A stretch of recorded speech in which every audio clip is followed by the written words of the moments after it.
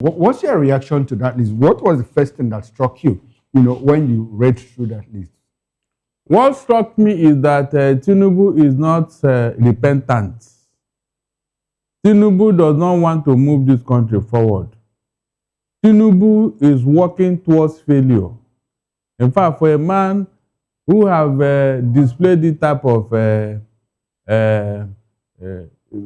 failing in governance, I expected him to look for people who will help him. I expected Tinubu to look for people. We have them everywhere, even outside the country. For a man who is hungry to develop Nigeria, for a man who is hungry to give Nigeria a new image, this is not what I expected. Seriously. I don't know what gave him the idea, because one bad apple can spoil a whole bunch. Reno or Mockery in that list have messed up every other person in that list. Reno or Mockery alone in that list, that is, he has written off every other name in that list. On what ground did he include such a man in that list? Can't he find something for Reno or Mockery, at least in Nigeria here? For a man who has a diarrhea of the mouth, what is he going to tell them out there? Reno or Mockery that is not consistent with his mouth. He will think that because he's an ambassador, he will go there and be saying all those things he was saying when he was not an ambassador. I mean, is he going to change overnight? The answer is no. He's going to go through diplomatic training. Through what? Diplomatic training. Reno or Mockery is unteachable. Okay. Did you hear me? For a man who abused Tinubu to no end just yesterday, only for him to turn around now. So where is the principle here? Where is the principle? So all of a sudden, all those things he has accused Tinubu of, all of them have gone away. It's not as if the court has exonerated him. So I don't know who gave him that idea. Those who are supporting this, I don't know why they are supporting it. I was coming to that, those that are supporting it.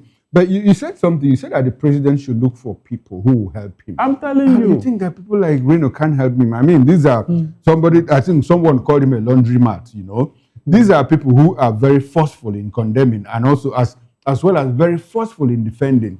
During the elections, Nigerians understand what he said, all those things that he said about the president. And those things are in the on net now, on social media and everything. He called him drug lord, and they mounted a campaign against him in London and chased him out of London. He's a known drug lord. Daniel Bola said that, look, even if you give the president 30 years, it was not going to change anything. Now, he co-opted these people into his government. And now these are the people, who are working very hard to defend the policies of his administration. Now, is that not the kind of help that the president needs? No. If you people that are very forceful in defending him. They are not forcing anything. They are not. They have just displayed themselves as what? Sycophants. Look, if you're a man of principle, you cannot go through that route. The question is, if you tell me your friends, I will tell you whom you are. Have you ever bothered you that look at all the people around Tinubu? People with baggages, skeletons in their cupboard. I mean, people with baggages. Intolerable baggages. These are the people you always want around. I don't know why. To what end? Meanwhile, the administration is getting a knock on all fronts, both within and outside. And they have forgotten that it is these people that he appointed that are doing all this damage to him, because they are not representing him well. When it comes to public fora, they score 0. People like Wike and his behavior and character. And the president does not bother. So what makes Tinubu think that these people that he appointed are going to give him a good image? They are going to lift up the image of Nigeria. They are going to give him good service in the wake of what they have done and said. What makes you think that Nigerians are going to even listen to these people? That is where the marketing starts. Because these are ambassadors. They are going to represent Nigeria outside here. And in that place, they don't have time for what? For riffraffs. For you to be an ambassador, you must be tried and tested. They are sending you out there to go and lift up the image of Nigeria. Can Reno or Mockery do that? No, he will think that it is a it is a free ticket to go and be doing sacrifice and outside. No, but that is he's expected to go and clean up the president and Nigeria's image. Good. You think he can't do that? No. Not when Mike Arnold is alive. The man he invited here, who took him to the cleaners. You know when you invited somebody for interview and the man look at you and say, "Come, who are you?" You heard all that Mike Arnold said about him. And shamelessly, he did not reply that man for one day to debunk all he said. Is that the character you are selling as an ambassador?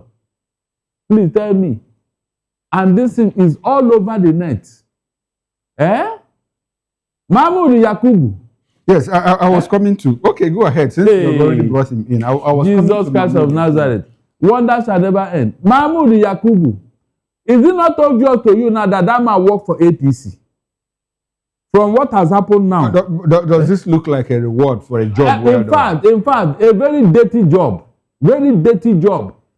Because up to today, Mahmoud Yakubu has not told us that glitch that happened.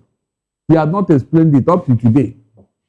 So when we talk about the 2023 general elections, on whose doorstep should we put it? Is it the Mahmoud Yakubu or the judiciary that at a point said, look, that the guidelines that are not justiciable, that they are not actionable, that they were mere guidelines, are not part of the electoral law? Who should take responsibility? It is the INEC chairman who refused to implement what is already there. And the judiciary validated it. No. Leave the judiciary alone, please. Okay. If INEC chairman had done the needful, this matter wouldn't have gotten to court. Yeah, but we understand that Nigerians will ordinarily go to court. No. When election is free and fair, what's the need going to court? When was the last time it was free and fair? Hey, that's what I'm telling you. That it was because of this INEC chairman and his actions. That's just the truth. If you had done the needful, no matter we go to court now. On what ground? Please tell me, on what ground will you go to court? On what ground? There wouldn't have any ground for the matter to go to court. But because this INEC chairman was working for APC, nothing. He didn't see anything wrong in all that happened. All the results that came in. Have you seen where they were trying to use tippers to, tipper some results and some figures here and there? And they were accepted. And in fact, they were up to today. Do you know that all the polling units were not uploaded? After 58,000 of them, they were not uploaded. Okay. So, now, Barrister Darlington, somebody like Mahmoud Yakubu being sent as ambassador to any of this, of course, after the Senate confirmation and all of that, we'll get to know they will assign countries to them and all of that. What do you think that Mahmoud is going to do? Because recall that at a point, well, they said that Ghana election did very well because he came here to learn. Don't you think that is the reason why they are sending him probably to one of these African countries to go and teach them how to conduct election? Look, what do you think? That Ghana came here to copy something and made something out of it. It's not the working of Mahmoud Yakubu. So who did it? Who pulled Remember, it listen very well. Listen. Okay. Malaysia came here to take our palm kernel. Two of us. They came here to take our palm kernel. And they went back home. And what happened? They are now the biggest producer of palm oil in the whole world. Two of us. You that they came to collect it from your home, what happened? You killed your own. So that Mahmoud Yakubu brought out something. Ghana went home and modified it, and put it into good use. Is that not something to cheer for Ghana? If Yakubu Mahmoud did the right thing with the so-called electoral act, will I not celebrate it? Will you not celebrate it? Why are we celebrating Ghana instead of Nigeria? Look, it is that's why I told you here that technology cannot be reinvented. It's already there. All you need to copy it, bring it, modernize it, and put it into good use in your country. But in Nigerian case, we always make mess of technology. We don't apply it properly. That is why it's not working for us. That's the truth. So let nobody praise Mahmoud Yakubu. He brought out something that Ghana copied. No, Ghana modified it and make proper use of it. Mr. Okoro, if you buy a car and they say this car, You must put fuel before you drive it. You now buy the car as expensive as it is. Like that G-Guard I had that they bought for you. Is that true? That who did? That they bought for you. I had it. Who did? Who bought for me? Don't worry, after you tell me. I don't want people to know who bought it for you. Okay. Now, if you buy such a car and they say put fuel before you drive it, and you now come home and put water because water is very cheap, you can get it everywhere. And when they are, why you know, all of them are liquid now. So let me use car, let me use water and drive it. And now the engine now knock, or the car cannot even move. You now say the manufacturer, they don't know what they are doing. Is that not what you are going to say? Okay, so essentially what you are saying is that that Ghana copied from us is not a reason to say that it's not at all. It's not at all. Okay. It's not. These other ones that are working, did they copy from you? Okay, now Barrister, let's look at former governors who made the list. These are people, you know, who for 8 years, their people believed that they couldn't deliver dividends of democracy to them. Looking at Ifeanyi Ugwuanyi of Enugu State, looking at Okezie Ikpeazu of Abia State. Now, these people have been named ambassadors designate to Africa, to other countries. Now, how can they deliver Nigeria's promises to the world effectively if they couldn't deliver dividends of democracy into their own states? That is why I told you that Tinubu is working towards failure. Towards failure, if he had not failed already.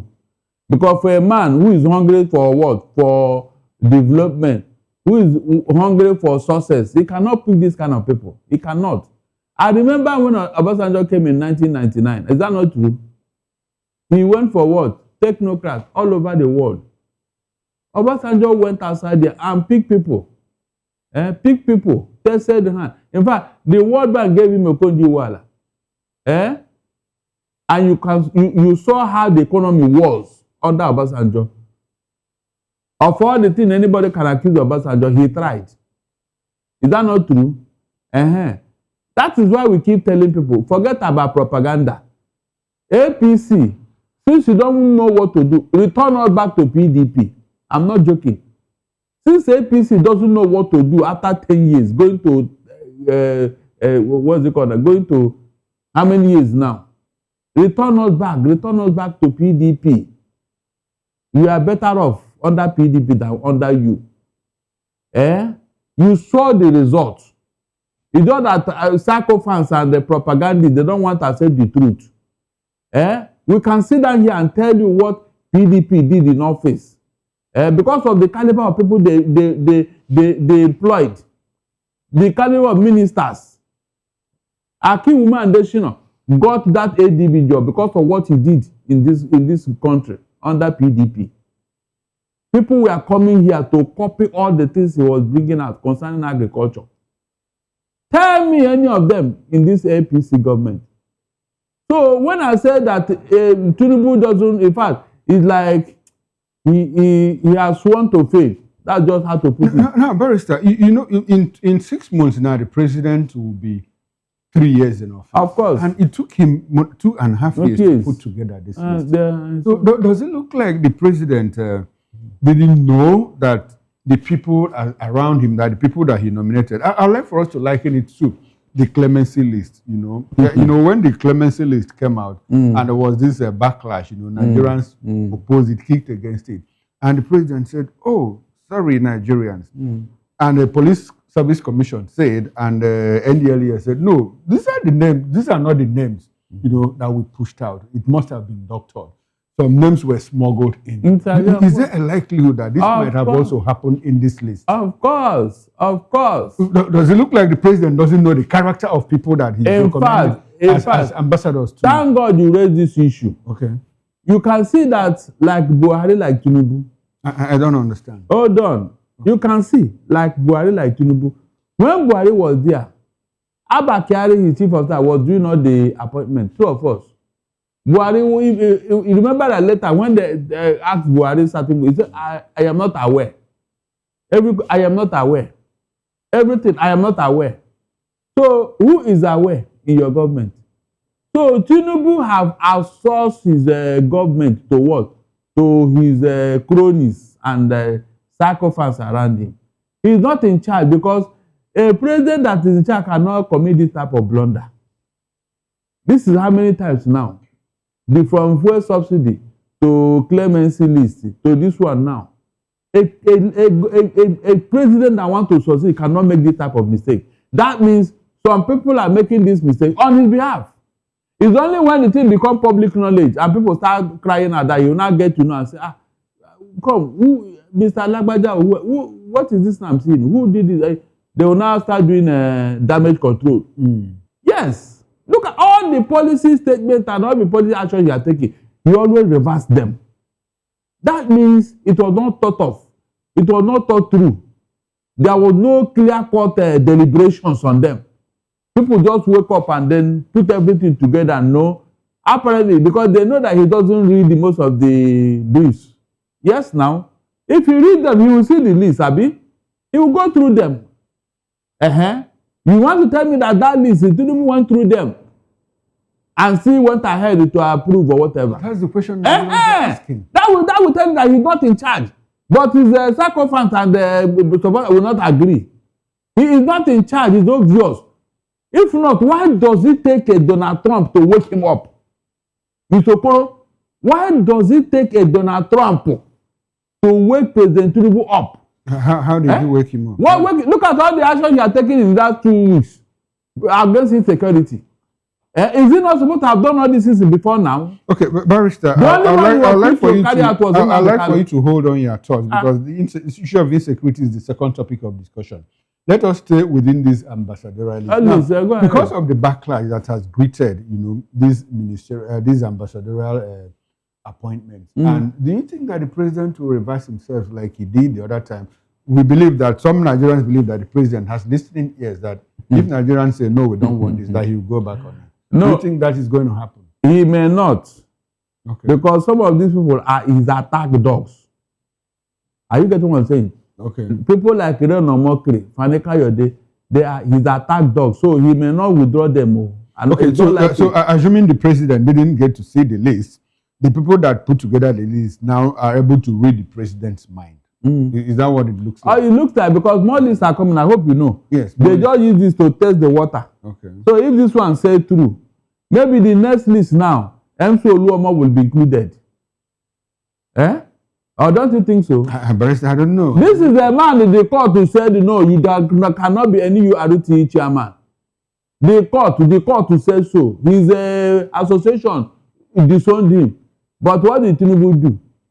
He promoted him and took him to Abuja. True of us. No, true of us. So that will tell you the kind of character that is, revolving around this man. And you ask yourself, why? Why? And you are asking, why did you get here? Like somebody was asking the man, how did you get here? You can see how we got here by the kind of people that is leading. You cannot give what you don't have. It's not possible. It's not possible. All of a sudden, Nigeria don't have men of integrity that can hold high office and make something out of it. People like Okonjo Iweala, Akinwumi Adesina, Aganga, this other Batanaji, where are them in this administration? Minister, we have them. We have Yemi Cardoso. Isn't it good? No. We have Wale Edu. We have Tunji Olubunmi Ojo. I mean, you made a mistake. How? You made a mistake. Where is the economy now? And the demand is trying. Inflation has dropped. Inflation has dropped. No, they rebase it. Sorry, hold on. What is happening with this Wale Edu and Cardoso, CBN and Ministry of Finance? As of this morning, Naira gained over the dollar. To what and what? But at least it gained. It gained with how much? No matter how little. You see. People like you celebrate mediocrity. Barrister, you don't celebrate. These are facts now. The dollar is stabilizing. Naira is stabilizing. So how much? Barrister, at a point it was 1,800. Now it hovers between 1,400 and 1,450. And you are clapping. Why wouldn't I? From 2,000. Yes. When APC took over, how much was the exchange rate? Please, Mr. Okoro, how much was the exchange rate when APC took over in 2015? Barrister, how much was the price of crude oil at the international market at that time? Yes. You are talking also. So it's now attached to crude oil price. Is there any other thing that you put out there except oil? Yes. No, Are no, you no, productive? No. Hold on. Oh, no. Don't go there. Don't attach the exchange rate to crude oil supply. Please, don't ever try that. So where do you get your forex? Where do you get your forex? It is because the economy was working. Companies are working. All the major international companies that left Nigeria, was it under PDP or under APC? So how can your companies close down and you still want your naira to firm up? How can that happen? You can see what I'm saying about you people. You are attaching now. When you say you people, who do you mean? You just said it here now. You are attaching Barrister, I ask the questions and you provide the answers. The question you ask is not tenable. How? Don't ever try it. No. Crude oil has nothing to do with the exchange rate. It has not. No, it has. It has a lot to do with that. No, not on your economy. It has a lot to do. Look, crude oil is international. So where do you get your foreign exchange from? Listen very well. Listen. Barrister, where do you get your forex from? Yeah, look, listen very. Let me explain. Where do you get your forex from? Let me explain to you. Okay. You are not the only one producing crude oil. Two of us. Beautiful. So why are those people are not using? When Venezuelan currency was falling, what wasn't it because of the crude oil business? Don't compare this economy with that of Venezuela. Barrister, please, you compare incomparable, compare comparable, not incomparable. Okay, now, Barrister, I would like for us let's come back to the ambassadorial list. Let's come back to the ambassadorial list. Now, the Delta Democratic Forum, where Reno Omokri comes from, has said, look, they have written a letter, direct letter to the president. Look, Mr. President, this man doesn't represent the moral values that Delta people are known for. Okay. And we want you to drop him from that list. Do you think that the president will listen to that association? He may not listen. I've just told you. Those people who don't have moral character, Tinubu is in love with them. Seriously. You can see it in what he's doing. He doesn't want anybody who is so decent, anybody without a skeleton in his cupboard, anybody that is morally upright, anybody that is diligent at work. In fact, he doesn't like go-getters. That is why these ministers, none of them can perform. In the 48 laws of power, the Godfather doesn't want you to outshine him. Are you aware? So he wants to be the only person. So all those people with skeletons in their cupboard, he likes them because they cannot outshine them. He has something on them. So whenever they want to rear their ugly head, he will pull the strings and you come back to your senses. That is what I've discovered. That's how all over the world, that is what dictators do. They don't want anybody that people will celebrate more than them. Why was he changing deputy governor when he was in Lagos? Because beautiful. Now, the same man, Femi Pedro, also made the list. So what does that tell you? He wants to send him out, he's not working with him again. But I heard that they reconciled long ago. He served in one committee or the other. That was then. Now he had left the governorship, whatever. No, he had left. Then after then, I heard that they reconciled, that the president and Femi Pedro reconciled. And during the Buhari administration, he propped him up and he served in one federal committee. That's what I'm saying. Now, he made the ambassadorial list. The question is, why did he even fall out with him when he was the governor? Did you ask yourself that question? How about Bokna Akerele? Why did he fall out with them? He wasn't the only governor. Ojo Okalo had like 2 or 3 deputies. What's his name? And Engineer Baribe was one of his deputies. Sullivan Chime had 2. In fact, one was shoved out of office like 6 months before the end of their administration and all of that. So Tinubu is not the only one. Okay. I'm just asking. No. Should that count against him? Yes, he should. Why? For a state like Lagos, it's not falling out that is the problem. The question is, why and how did you fall out? No, there must always be a reason. There must always be a reason. If those reasons does not hold water. Who decides? Who decides? No, it is the people. Because the people that put you there. Okay. It's the people. Yes, it's the people. If you look at the excuse, you will now know that this man is using 48 laws of power. Do not outshine your master. So Femi wanted to outshine him. All of them. And Bukono. All of them. Because when they wanted to give him, they celebrate him as an accountant. The woman now said, come, before you people can do that, please, can we know this? Can he present it and let us verify? Barrister, were you there? Why you? Why not ask me why they fall out? Why not ask me? Was I there when they? Okay, so Bukuna Akerele didn't know that he didn't have a certificate before she decided to be her running mate. Yes, she didn't know all of this. You said what? She didn't know before she accepted to be. How would she know? Why would she know now? She wouldn't know. So at what point did she realize that? And that was the point of saying, let us find out. She was because she's a member of that body. And because wasn't the man delivering on his promises to Lagosians? Didn't he do that? Nothing was done. Okay. Mr. Okoro? Yes, sir. Nothing was done. That was why he became richer than even Lagos State. Of all the governors that ruled Lagos State, mention any of them that came close to the wealth of Tinubu. Tell me. Just mention one person. So where was the money? Well, Barrister, I'm not a survey agency. I don't know how well really? You don't know, Abi? And I don't know the information available to you. Go and do land audit in Lagos. Go do land audit in Lagos. You'll find out.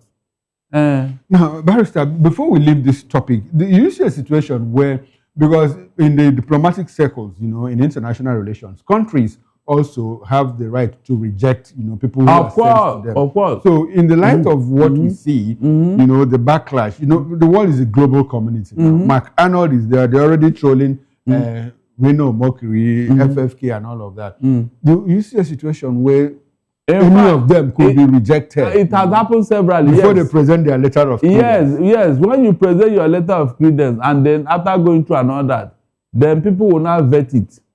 Remember, there are technocrats and foreign office in that country. Yes. Yeah, they are going to vet anybody that is coming in, whether they can talk with him, discuss with him, and all that.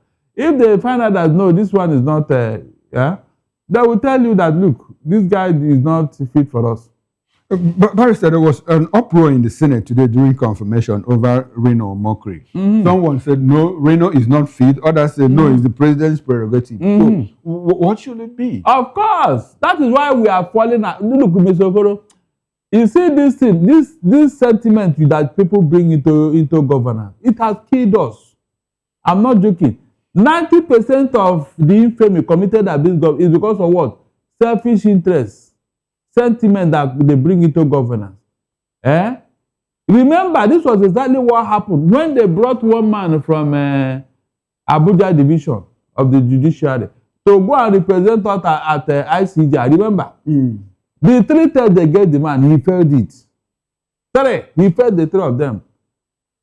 And of course, they don't have time for, please, now another, give us a second chance. No, they just, himself and the other 9 slots that is for Nigeria, they shift them back. And this was a place people like Bola made a mark, Taslim Elias. All of a sudden, we are going down because we put square hole in a round peg.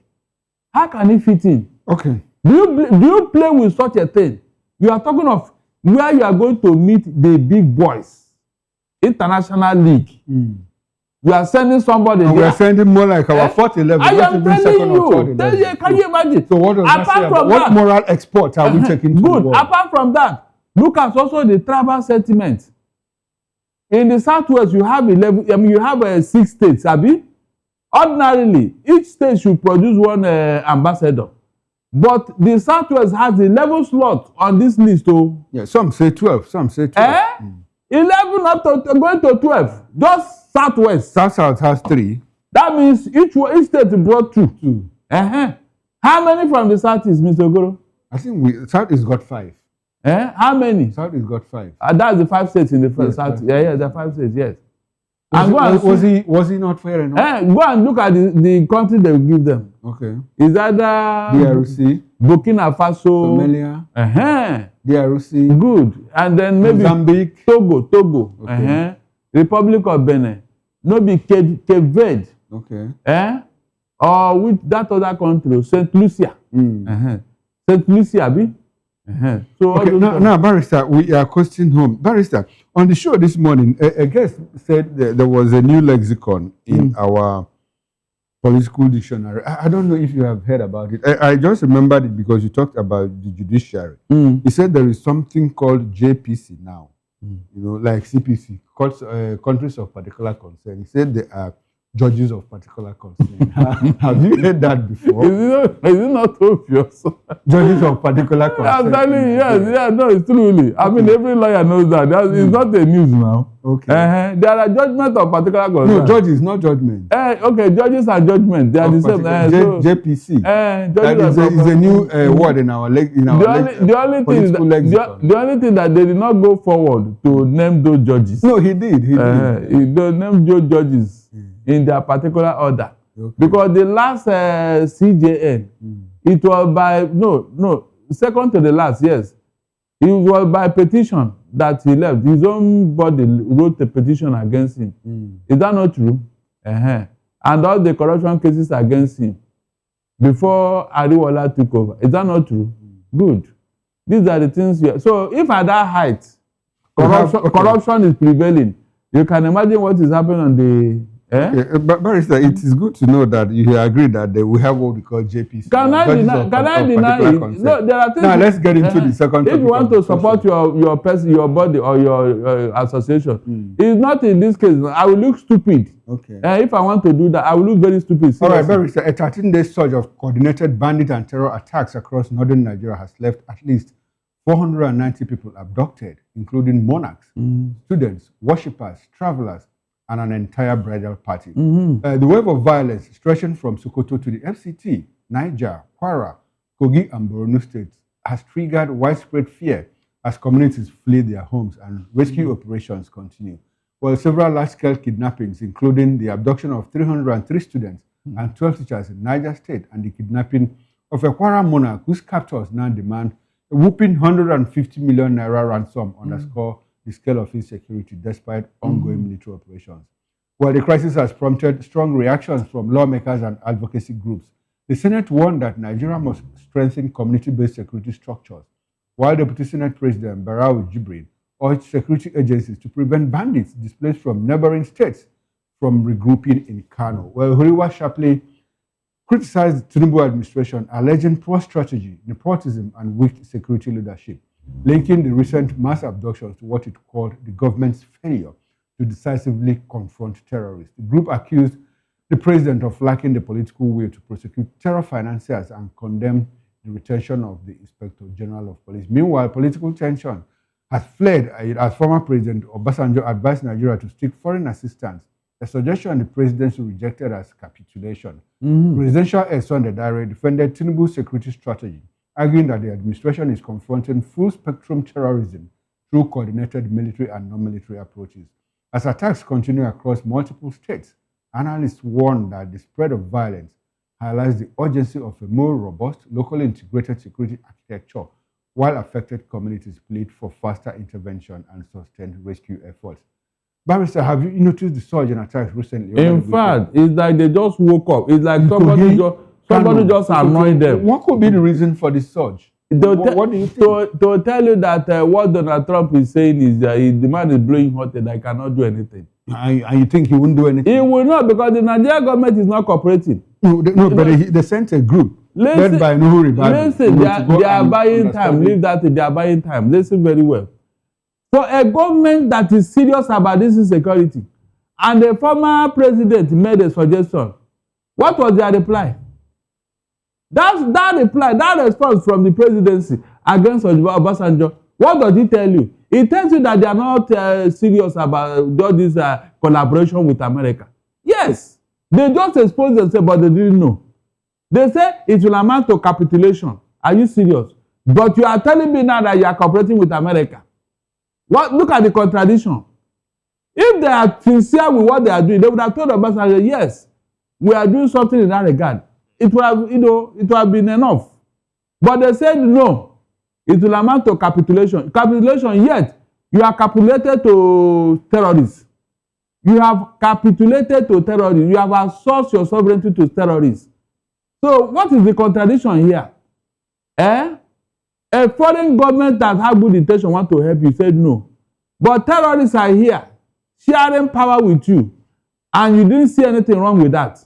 You didn't see anything. So they have just exposed and said that this thing they are doing with America, they are just buying time.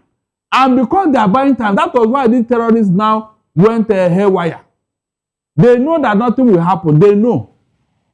They know. If not, there would have been some element of fear in them. By now, they would have started leaving Nigeria, thinking that this will happen today, tomorrow. But look at how the federal government now went to go and stop America by engaging them in the usual discussion and all that. The usual discussion just to water it down. And the terrorists now took advantage. Do you think that if the Nigerian government is serious, America would have not come in since that time? But look at how they watered it down with so much discussion. Like that lawmaker said, that instead of the president to do something about issues raised, he's busy sending emissaries here and there. Is that not what they said in America? So they know what they are doing. Mr. Okoro, don't deceive yourself. They know that answer. Okay, so instead of tackling the problem, they are buying time by sending. Yes, now so that with time everything will die. Look at part of the trick that when they release some people out of 315 people, was it not 38 they released? Where are the remaining people? Please, where are the remaining people? And they were celebrating in that sort of that Tinubu is happy that the guests have been released. The president said he personally coordinated that effort. So why did you coordinate? Did you release all the students? Did you release all of them? So what did you actually coordinate? Meanwhile, your special assistant was talking with them on phone. So what did he make? But Barrister, shouldn't we cut the president some slack? For achieving that. No. He did not achieve anything serious. He did not. It's an embarrassment for them to release some to him. And kept some is an insult. The people they kept, do you know that 80% of these people are still there? Are you aware? 80% out of 350, how many was released? So what did you achieve? No, tell me. And we may never hear about these people again. No? That is the irony here. We may never hear about them again. Mr. Okoro. But Barrister, there's a debate out there, which says that, look, what is happening is orchestrated, that it is not merely insecurity per se, that it's politically motivated, like a replay of what happened in 2015, where a certain group of people made sure that they make the country ungovernable to put Jonathan in bad light. They are the Chibok girls, yes.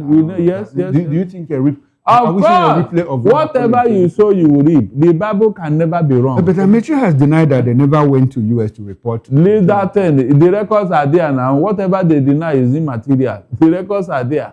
Whatever you deny, thank God the internet and the social media are there. They will bring it out. He says that at the point that John Kerry came, that he didn't come in the capacity of the Secretary of State, that he came as a private citizen, and that he never even visited Abuja. He came to Lagos to meet a few people and went back to the opposition. It's a lie. That's what Amechi said. I'm not saying. Amechi is lying. You too, you know. They called I don't know. Listen, let me tell you the story. Okay. The Kerry man who came, that lanky guy that worked with yes. That worked with Obama. Yes, that was the Secretary of State. Yes, he was his firefighter then. If you count how many times that man came here, it was up to 10 times during that period. He came here because APC wanted Jonathan to give them assurance that whatever the outcome of this, they will abide by it. So they now told Ukeri that, look, they are not sure this man will agree that he should come and let him validate it before him. So they, because of insecurity in Abuja at that time, they now invited Jonathan to Lagos. Can you imagine? Jonathan came to Lagos before this John Kerry and some APC people, and they signed it. Jonathan agreed that whatever is the outcome of the election, he will abide by it. By that time, they have perfected what they want to do. They only wanted Jonathan to validate it. That was what happened. The moment they did that, I said, this election is over. Okay, the pressure the president. I am telling you, because they knew what they have done. Former President Goodluck Jonathan has been very consistent in saying, look, Barack Obama put me under pressure. Of course. In his book, he wrote about it copiously. But Amechi is denying that they didn't report him. I said, leave what they are saying. They can talk for those when we see Christian families, Christian pastors and their families abducted and killed in the glare of the camera. Everybody. In the glare of the camera, like what happened to Venerable Archie. Another pastor has been kidnapped with his wife somewhere in Niger State and all of that. And churches are sacked mid-service. Barrister, in what do we call that insecurity? I am telling insecurity literature. In fact, this is no longer insecurity. This is no longer banditry. This is a direct attack, a direct provocation to the Christian community. Okay, so does that amount to Christian genocide? What because else? I hear some else? Christian leaders say, people like Father Matthew Hassan, look, there is nothing like Christian genocide. Yes, a certain group of Christian Association of Nigeria, CAN, from the north, has also come out to say, look, this is not Christian genocide. So, and when we see all of these things, you know, when one is killed because of his faith, you know, what do we call that in security literature? Of course. What else? If not the same genocide. If do you think that genocide is when you cut off somebody's name? No, when you displace somebody. When you violently take away because of his religious belief, because of his tribe, because of his ethnicity, because of political leaning. These are things we are talking about. But ignorant illiterate, they think that it's only when they kill people. These people that they have displaced now, that are in the hands of terrorists, that place, is it their home? Okay. Is it their home? Barrister, no, when we want to make references, we must not make it with those who are compromised, like Father Kuka. Because he got appointment somewhere. Is that not the only reason? Now, Mr. Okoro. And we hear the Benue State governor, who is also a reverend. Yes, he's the governor now. Yes, he's the governor. Mr. Okoro, to tell you how government create problem. Now, imagine, if not for our peaceful nature as Christians, how can you witness that embarrassment in the bush with a clergyman and the wife and daughter? These people threatening to rape her with her pregnancy, and the man begging in a helpless manner. Is that not enough to provoke the animal in you to say, no, this cannot go on? Is that not enough? But because it's happening to the Christians now, you see what they kept quiet. Have you seen anything talk? Mr. Okoro, did you see any clergy, any Muslim clergy condemning what is going on? This was exactly what Nnamdi Kanu was talking about. And they put him away. Okay. You can see the provocation. Barrister, we need to get into the third topic of discussion. Now, opposition figures across the country seem to be uniting to forge efforts aimed at removing the All Progressives Congress, that's the ruling party APC, and incumbent President Bola Ahmed Tinubu. Last week, Atiku Abubakar, who left the PDP some months, formally joined the ADC, as well as his protege, Nasir El-Rufai, who officially joined the party and called on Peter Obi and other opposition figures to come to ADC and join hands to remove the APC and President Tinubu from office. Meanwhile, former presidential advisor Hakeem Baba Ahmed has said that he hopes President Bola Tinubu will not seek re-election in 2027, arguing that Tinubu has not shown the drive or hunger needed to fix Nigeria. He stated that Tinubu has already fulfilled his lifelong ambition of becoming president and has not governed with the urgency expected. Baba Ahmed suggested that Tinubu should instead support a younger, healthier, and more focused candidate within the APC for the next election cycle. He argued that the president's current performance does not justify a second-term bid. Now, various opposition figures are gathering forcefully. We have Atiku, El-Rufai, Amechi, jump to ADC. El-Rufai says it's a matter of time for Obi to join the ADC. Barrister, how far can they travel? Do you think they're able to forge that effort, united, to wrest power from the APC and President Bola Ahmed Tinubu? What do you think? What do you see coming? What I expect is for the opposition to intensify this collaboration. Okay. Not blowing hot and cold. Today, they will gather momentum. Tomorrow, they will die down. Let them sustain this thing that they are talking about, because there's no other way. Except those two opposition come together and sustain the momentum. Nobody will take them serious. Nobody. I don't want this situation whereby tomorrow you see that ADC, they are gathering momentum. Then tomorrow, all of a sudden, you will not hear anything again. But Barrister, what else would they do apart from what they are doing? Putting the government on its toes. Issuing press releases and statements, criticizing the government and all that. What more should they do? They are not doing enough. Okay. Mr. Okoro, this ADC, they are not doing enough, serious. Because I remember... That's what I'm asking. What more should they do? I remember when the APC was in opposition. Every day, Lai Mohammed will issue 3 to 4 press statements on any issue. And the press was feasting on them. Granted that ADC does not have the media outreach. But the ones available, they should use it. There are neutral opposition newspaper and media houses. They are not making good use of them. They are not. Seriously.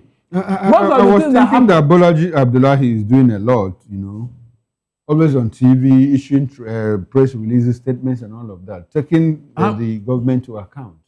How many times do you hear him? I'm talking of Lai Mohammed. Okay. When he was here as the spokesperson for the opposition, you saw what he did. Now you saw it. Why can't they get something like that to balance Reno Mokri and that other man, that lawyer in Enugu also, who have been insulting P2B, who have been saying all sorts of things? I said the opposition, they are not doing enough. I'm not joking. If they are doing, there are things they would have been telling this government. There are things that should have made an issue. In fact, have you seen them go abroad to go and complain like opposition APC did? Every little thing, they run to Obama. They run to John Kerry. Every little thing. Is that not what they were doing? And that was why they got the attention of Obama and his gay rights that he used against Jonathan. There are things that this government should have done. Yes, yes. And I hope that the ADC, the people concerned, are listening to Barrister. Of course. Barrister, I'll take that as a conclusion because we are out of time. I know what would have happened if PDP were performing like this in government and APC is the opposition. You could imagine. I think there will be protests every day at that Freedom Square. Is that not true? All right, Barrister, we have to go now. We are out of time. Thank you very much. I appreciate your presence. And I'll be speaking with Barrister Darlington Agomo, lawyer and political affairs analyst. I must say a very big thank you to you, Barrister. Thanks for coming to Political Lens. And I hope we can do this some other time. It's my pleasure. And on behalf of the backroom staff, technical director, bus manager, sound engineer, and guest manager, I am Chukwuma Okoro. Up next is Issues with Nena Ndemduto. Stay with us and don't go away. I'll see you tomorrow, 8 a.m. on the morning show. Bye for now and enjoy the rest of your evening.